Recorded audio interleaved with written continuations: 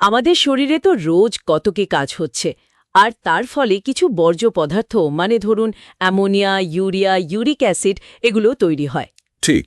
আর এগুলো জমে গেলে কিন্তু বেশ সমস্যা, মানে বিষাক্ত হতে পারে।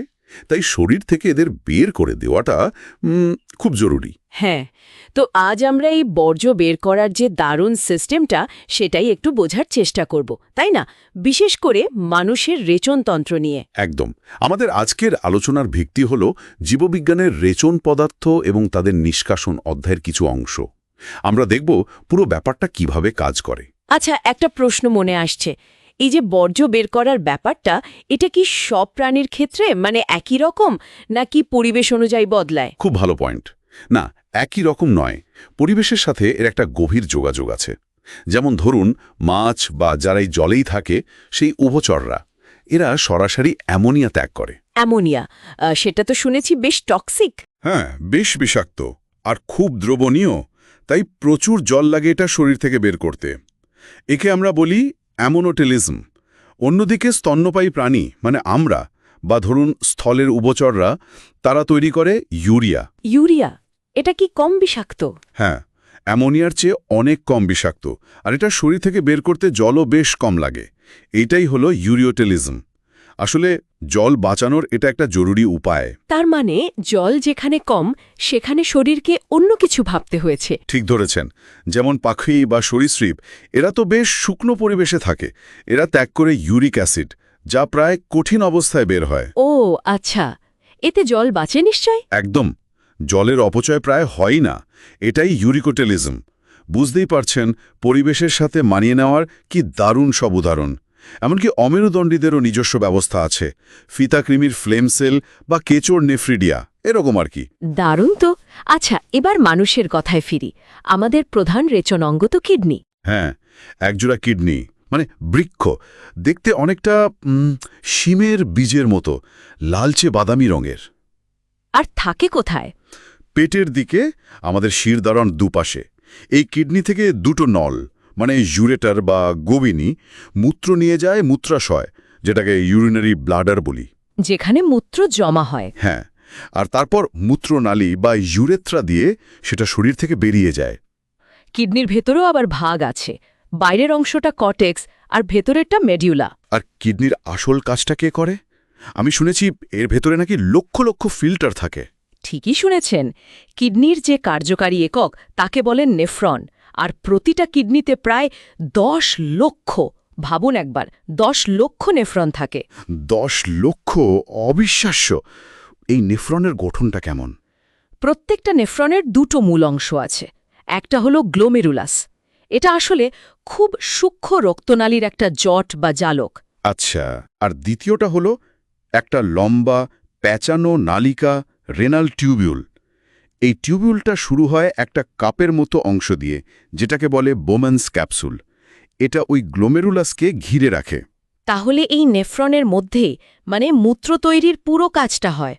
কিভাবে শুরু হয় প্রক্রিয়াটা? হ্যাঁ, এখানেই আসল কাজটা হয়। মূলত 3টে ধাপে। প্রথম ধাপটা হলো গ্লোমেরুলার ফিল্ট্রেশন, মানে পরিস্রাবণ। পরিস্রাবণ মানে রক্ত ছাঁকা হয়? একদম।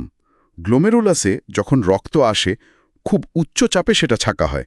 রক্তের প্রায় সব কিছুই, শুধু বড় প্রোটিন অণুগুলো ছাড়া, ছাঁকনির মতো পেরিয়ে বোমেন্স ক্যাপসুলে চলে আসে। সব কিছুই? হ্যাঁ, প্রায়। তাই একে বলে আল্ট্রাফিল্ট্রেশন। আর দুটো কিডনি মিলে প্রতি মিনিটে প্রায় 125 মিলিলিটার রক্তরস ফিল্টার করে, মানে দিনে দাঁড়াচ্ছে প্রায় 180 লিটার। 180 লিটার প্রতিদিন? কিন্তু আমরা তো দিনে মাত্র 1-1.5 লিটার মূত্র ত্যাগ করি। তাহলে বাকিটার কি হয়? ঠিক এখানেই আসছে দ্বিতীয় ধাপটা, পুনঃশোষণ বা রিঅ্যাবজর্পশন। ওই যে 180 লিটার তরল তৈরি হলো, তার প্রায় 99% নেফ্রনের ওই লম্বা নালিকার বিভিন্ন অংশ দিয়ে আবার শোষিত হয়ে রক্তে ফিরে যায়। তার মানে শরীর আবার দরকারি জিনিসগুলো ছেঁকে ফিরিয়ে নিচ্ছে? ঠিক তাই। যেমন ধরুন গ্লুকোজ, অ্যামিনো অ্যাসিড, দরকারি লবণ, এগুলো সক্রিয়ভাবে শোষিত হয়। আর জল বা কিছু নাইট্রোজেন ঘটিত বর্জ্য, সেগুলো নিষ্ক্রিয়ভাবে। নালিকার প্রথম অংশ, মানে প্রক্সিমাল কনভলিউটেড টিউবিউল বা পিসিটি, সেখানেই এই পুনঃশোষণের বেশিরভাগটা ঘটে যায়। বাহ, দারুণ ব্যবস্থা তো। এরপর তৃতীয় ধাপটা কি? তৃতীয় ধাপটা হলো ক্ষরণ বা সিক্রিশন। এটা খানিকটা উল্টো প্রক্রিয়া। পুনঃশোষণে যেমন নালিকা থেকে রক্তে ফিরছিল, এখানে টিউবিউলের কোষগুলো রক্ত থেকে কিছু অতিরিক্ত বর্জ্য বা আয়ন, যেমন ধরুন hydrogen ion, H+, potassium ion, K+, বা অ্যামোনিয়া, এগুলো সরাসরি নালিকার ভেতরের তরলে পাঠিয়ে দেয়। এটার কাজ কি? এটার খুব গুরুত্বপূর্ণ কাজ হলো রক্তের আয়ন ভারসাম্য আর অ্যাসিড বেস ভারসাম্য, মানে পিএইচ ব্যালেন্স ঠিক রাখা। আচ্ছা, এবার বুঝতে পারছি প্রক্রিয়াটা। কিন্তু আরেকটা জিনিস, আমাদের মূত্র তো বেশ ঘন হয়, তাই না? মানে জলের মতো তো নয়, সেটার কারণ কি? হ্যাঁ, সেটাও নেফ্রনেরই একটা বিশেষ কারসাজি। এর জন্য দায়ী হল কাউন্টার কারেন্ট মেকানিজম নামের একটা অসাধারণ কৌশল। কাউন্টার কারেন্ট মানে বিপরীত প্রবাহ? ঠিক। নেফ্রনের একটা অংশ আছে, নাম হেনলিজ লুপ, যেটা দেখতে কিছুটা ইউ আকৃতির, আর তার গা ঘেঁষে সমান্তরালভাবে চলে আরেকটা রক্তনালী, ভাসা রেক্টা। এই দুটোতে তরলের প্রবাহ হয় বিপরীত দিকে। আচ্ছা। এই আমবস্থাটা কিডনির মেডুলার গভীরে ধীরে ধীরে লবণের ঘনত্ব বাড়াতে সাহায্য করে। মানে কর্টেক্সের দিকে ঘনত্ব কম, যত মেডুলার গভীরে যাওয়া যায় ঘনত্ব বাড়তে থাকে। এই বেশি ঘনত্ব দিয়ে কি হয়?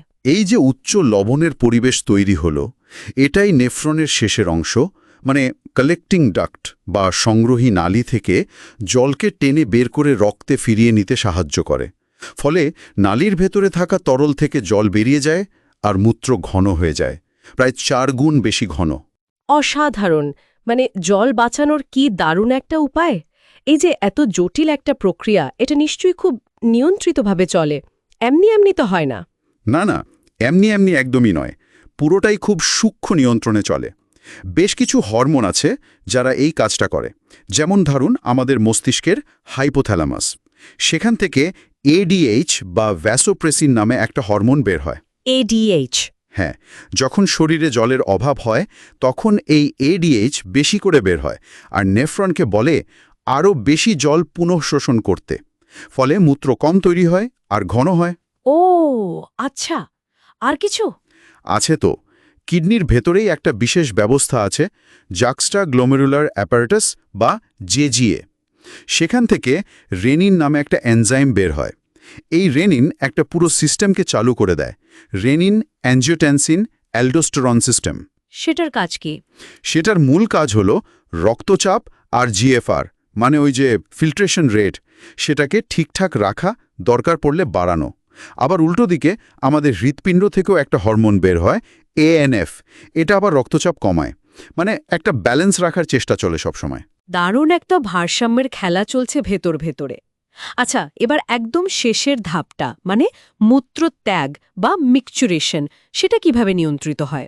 যখন মূত্রাশয় বা ব্লাডারটা বেশ খানিকটা ভরে যায়, তখন তার দেওয়াল প্রসারিত হয়। সেই সংকেত স্নায়ুর মাধ্যমে সোজা চলে যায় সেন্ট্রাল নার্ভাস সিস্টেমে, মানে আমাদের মস্তিষ্কে। তারপর? মস্তিষ্ক তখন নির্দেশ পাঠায়। দুটো কাজ হয়, 1, মূত্রাশয়ের পেশি সংকুচিত হয়, আর 2, মূত্রনালীর মুখে যে স্ফিংক্টার বা রিংয়ের মতো পেশি থাকে সেটা শিথিল হয়, মানে খুলে যায়। ফলে মূত্র বেরিয়ে আসে। আমরা তো দিনে মোটামুটি 1 থেকে 1.5 লিটার মূত্র ত্যাগ করি, তাই না? হ্যাঁ, একজন সুস্থ প্রাপ্তবয়স্ক মানুষ তাই করে। মূত্রের রং হালকা হলুদ হয়, একটু অম্লীয়, pH 6.0 মতো, আর একটা বিশেষ গন্ধ থাকে। এতে প্রধানত ইউরিয়াই থাকে, দিনে প্রায় 25-30 গ্রাম। তবে কিছু রোগ হলে, যেমন ডায়াবেটিস মেলিটাস, তখন মূত্রে গ্লুকোজ গ্লাইকোসুরিয়া বা কিটোন বডি কিটোনুরিয়া পাওয়া যেতে পারে।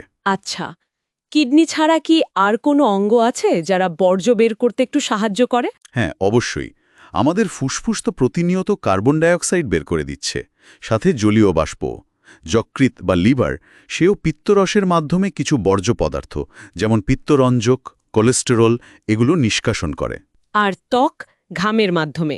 ঠিক, ত্বকও একটা গুরুত্বপূর্ণ অঙ্গ। ঘামের সাথে নুন, NaCl, অল্প পরিমাণে ইউরিয়া, ল্যাকটিক অ্যাসিড ইত্যাদি বেরিয়ে যায়। ত্বকের সিবম গ্রন্থি থেকেও কিছু স্টেরল, হাইড্রোকার্বন বের হয়। বুঝলাম, কিন্তু যদি কিডনি ঠিকমতো কাজ না করে, তখন তো সমস্যা। হ্যাঁ, সেটা গুরুতর সমস্যা। কিডনি যদি তার কাজ ঠিকভাবে করতে না পারে, তাহলে রক্তে ইউরিয়ার মতো বর্জ্য পদার্থ জমতে শুরু করে। এই অবস্থাকে বলে ইউরেমিয়া। এর চিকিৎসা কি? এর চিকিৎসা হলো হেমোডায়ালাইসিস, যাকে চলতি কথায় ডায়ালাইসিস বলে, মানে একটা কৃত্রিম কিডনি যন্ত্রের সাহায্যে রক্তকে ছেঁকে শুদ্ধ করা।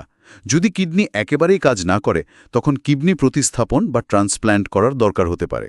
এছাড়া কিডনির আর কি কি সমস্যা হতে পারে?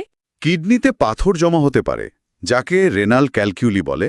আবার কিডনির ফিল্টারিং ইউনিট মানে গ্লোমেরুলাসে ইনফেকশন বা প্রদাহ হতে পারে, যাকে বলে গ্লোমেরুলোনেফ্রাইটিস।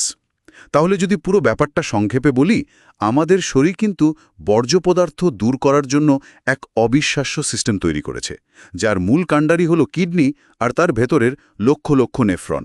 বাড়তি বর্জ্য ফেলে দিচ্ছে নালিকার মধ্যে, আর সবশেষে জল বাঁচানোর জন্য মূত্রকে ঘন করে তুলছে। আর পুরো প্রক্রিয়াটা চলছে বিভিন্ন হরমোনের নিখুঁত নিয়ন্ত্রণে।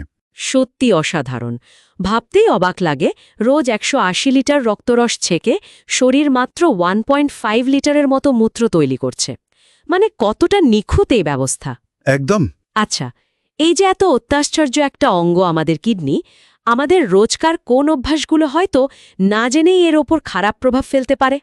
দীর্ঘমেয়াদে কিডনির স্বাস্থ্যের জন্য কোনটা ভালো কোনটা খারাপ, এটা নিয়ে একবার ভাবা দরকার, তাই না?